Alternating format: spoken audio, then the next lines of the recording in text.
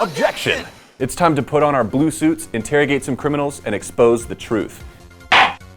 When it comes to thinking outside the box or defending the innocent against all odds, there is no one better to represent you in court than the one and only Phoenix Wright. Released for the Game Boy Advance back in 2001 and known in Japan as Gyakuten Saiban, the international hit visual novel video game has spanned multiple systems and generations, as well as an anime and even a live-action adaptation. The game follows protagonist Phoenix Wright, a rookie attorney who sets out to defend the innocent through investigations, interrogations, compiling evidence, and standing before the court. The reason we're putting the spotlight on our favorite blue court crusader is not his investigative skills or his legal tactics, however. Instead, we want to focus on his best friend, Maya Fey, and her fellow mediums of the Fey clan. Hold it! The Fey clan has different Magatamas in various colors for their different mediums. Some have special powers.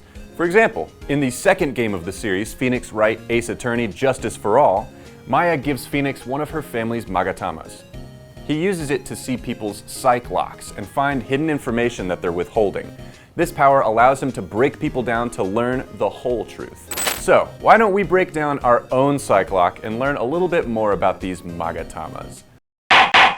While we may not have magic stones that can tell us when people are lying, Magatamas themselves are real, and they actually come from ancient Japanese history. These curved beads first appeared in Japan around the final Jomon period between 1000 BC and 300 BC, and through the Kofun period, or 6th century BC.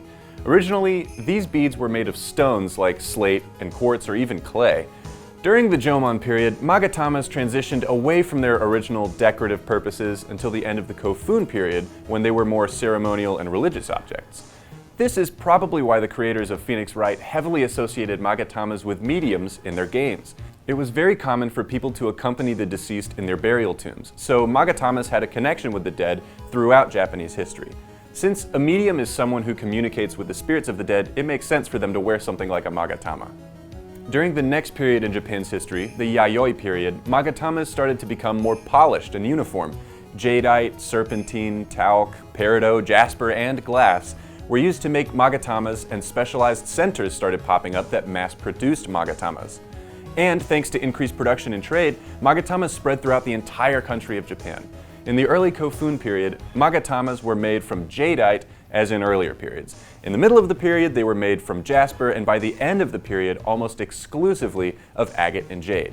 Scholars haven't been able to confidently explain why Magatamas are shaped the way they are, but there are a number of fun theories.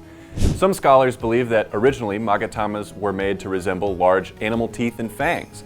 Others suggest it resembles the shape of the human soul, maybe the moon, and weirdly, the shape of a fetus.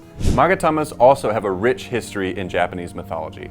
The Nihon Shoki, the second oldest book of Japanese history, tells multiple stories of Amaterasu, the sun goddess, who bit off and spat out a bunch of Magatama pieces to create a whole slew of deities. Man, talk about a spit take. They were also used to lure Amaterasu out of hiding inside of a cave, and in one bizarre tale, a Magatama was found in the stomach of a Mujina, a type of badger. It was enshrined in Isonokami Shrine, where it is said to still reside. The most famous of all Magatamas, though, is without a doubt the Yasakani no Magatama. It stands as one of the 3 sacred treasures of the imperial family, along with the 8-span mirror, or Yata no Kagami, and the heavenly sword of assembled clouds, or the Ame no Murakumo no Tsurugi. It stands as the only one of the 3 that exists in its original form without replication, and it's still used to this day for the enthronement ceremony of the Emperor of Japan.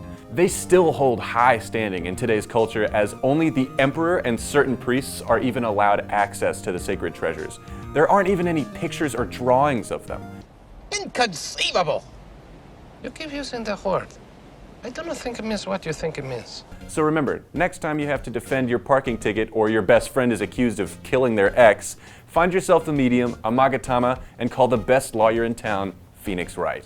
What's your favorite Phoenix Wright case? And more importantly, what color would your Magatama be?